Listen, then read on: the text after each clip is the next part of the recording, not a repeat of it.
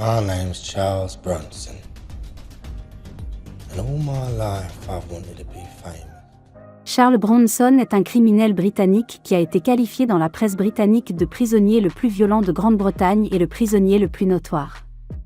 D'abord arrêté comme petit criminel, il a été reconnu coupable et a été condamné pour la première fois en 1974 à 7 ans d'emprisonnement pour vol à main armée. Voici l'histoire de Charles Bronson.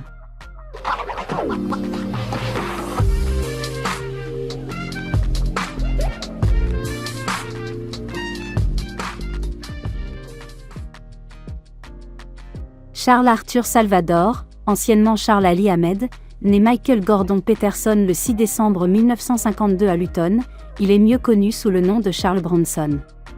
Son oncle et sa tante ont chacun été maires de Luton dans les années 1960 et 1970. Sa tante décrit que c'était un garçon adorable.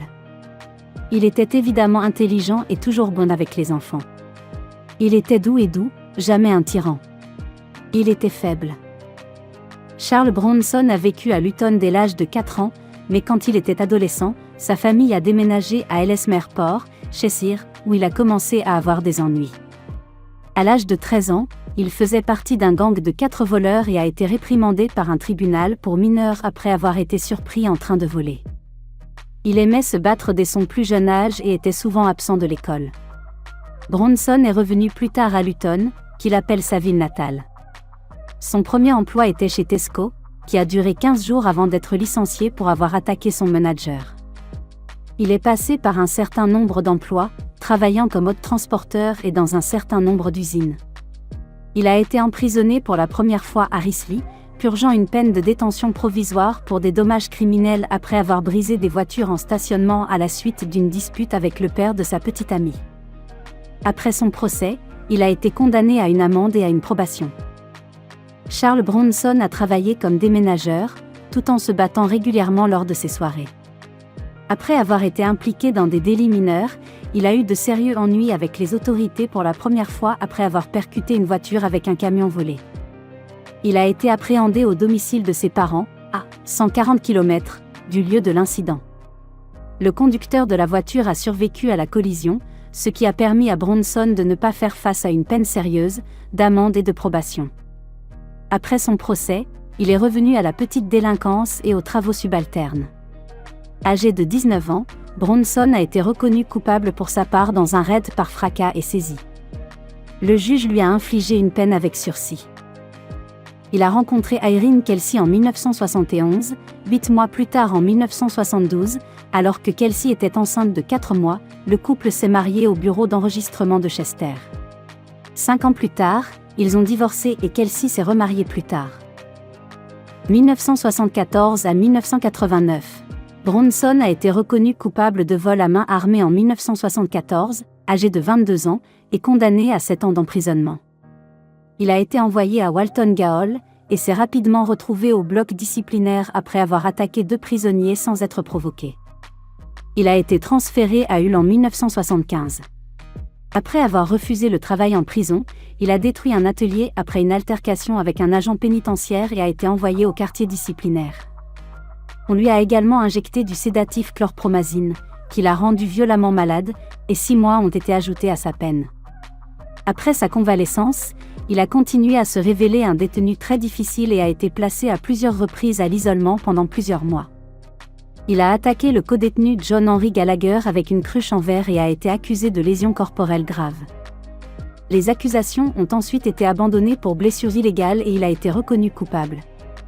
9 mois ont été ajoutés à sa peine. Il a été transféré à Armley Gaol.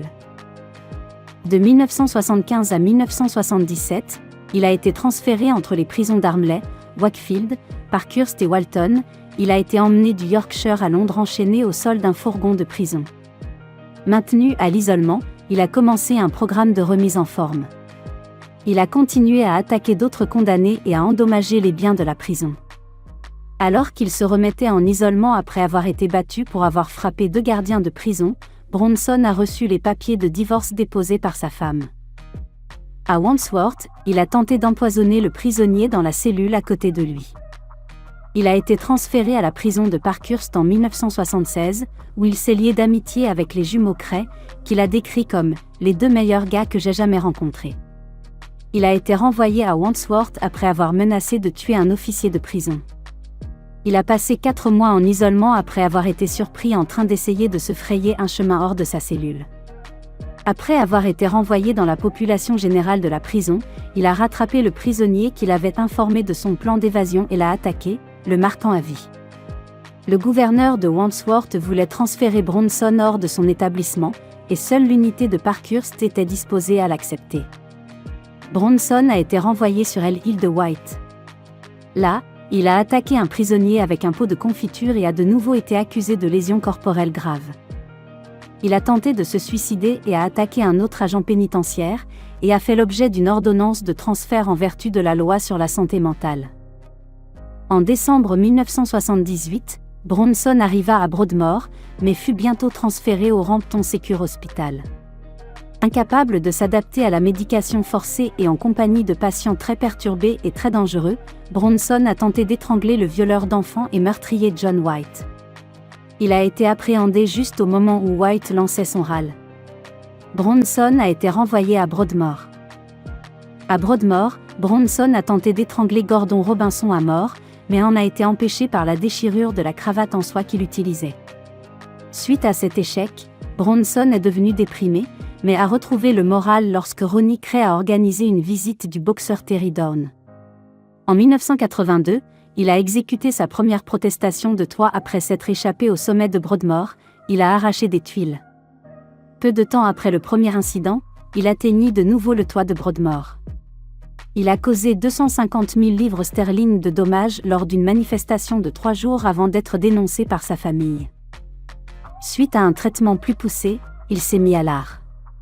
Finalement, il a reçu plus de prix de prison que tout autre détenu pour ses poèmes, sa prose et ses dessins animés.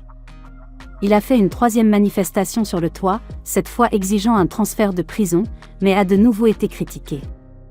Il a entamé une grève de la faim de 18 jours et a finalement été transféré à l'hôpital Ashworth, alors connu sous le nom de Parkland Hospital, en juin 1984.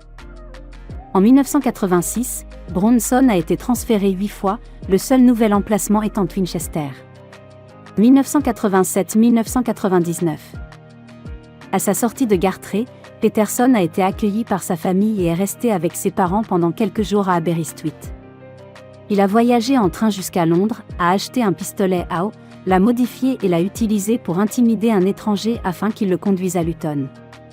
Bronson s'est lancé dans une carrière de courte durée dans la boxe illégale à main nue dans l'East End de Londres sur les conseils de son ami de longue date Ronnie Cray. Il a changé son nom de Michael Peterson à Charles Bronson en 1987 sur les conseils de son promoteur de combat, Paul Edmond, bien qu'il n'ait jamais vu un film mettant en vedette l'acteur américain Charles Bronson. Il a offert de combattre Lenny McLean, mais a été refusé. Il a également dit qu'il avait tué un Rottweiler à main nue dans un combat souterrain de 10 000 livres sterling. À la surprise de sa petite amie Alison, le jour de l'an 1988, il a cambriolé une bijouterie, a gardé une bague pour elle et a vendu le reste. Le 7 janvier 1988, son 69e jour de liberté, il a été appréhendé et arrêté alors qu'il faisait son jogging matinal. Les officiers qui l'ont arrêté l'ont accusé sous son nom de combat, Charles Bronson, et il a décidé à ce moment-là d'abandonner le nom de Michael Peterson. Il a été renvoyé à la prison de Leicester, car la prison de Bedford a refusé de le loger en raison de son comportement incontrôlable lors de sa première période en prison. Sa défense avait semblé solide car les témoins oculaires avaient refusé de témoigner par crainte de représailles. Alison est revenue sur son témoignage initial et est devenu le principal témoin de l'accusation.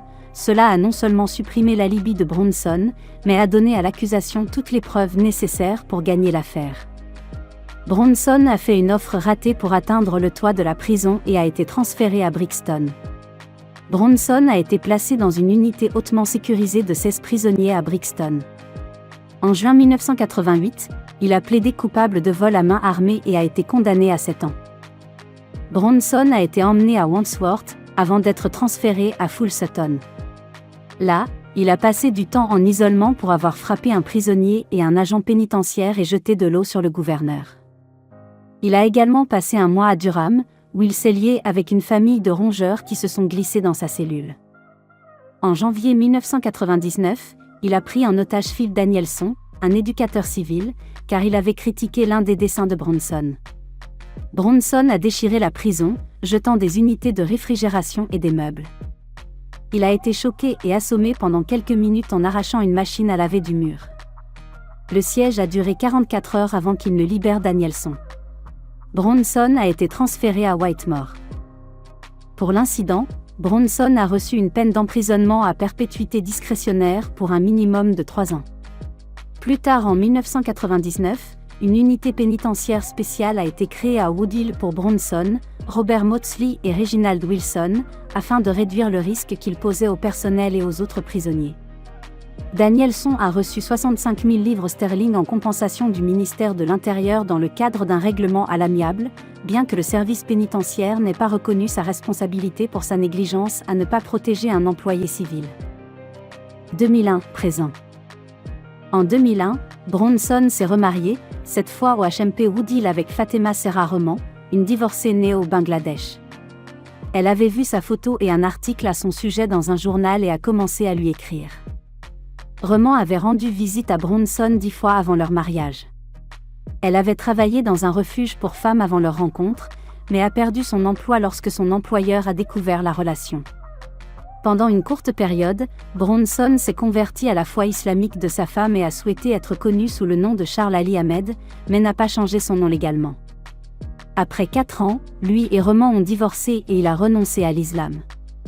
Au cours de cette période, Bronson a fait appel de sa condamnation à perpétuité, mais 3 juges de la Cour d'appel ont rejeté la demande en avril 2004.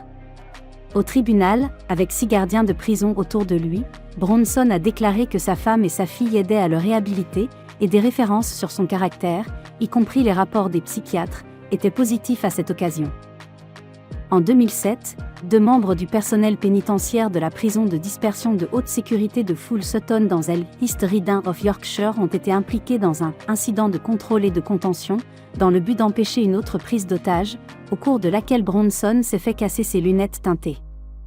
Bronson a reçu une compensation de 200 livres sterling pour ses lunettes cassées. Bronson est resté un prisonnier de catégorie lorsqu'il a été transféré à la prison de haute sécurité de Wakefield. Il devait assister à une audience de libération conditionnelle en septembre 2008, mais celle-ci a été reportée lorsque son avocat s'est opposé à une entrevue de libération conditionnelle d'1 heure, demandant une journée complète pour traiter le cas de Bronson. L'audience de libération conditionnelle a eu lieu le 11 mars 2009, la commission a refusé la libération conditionnelle peu de temps après.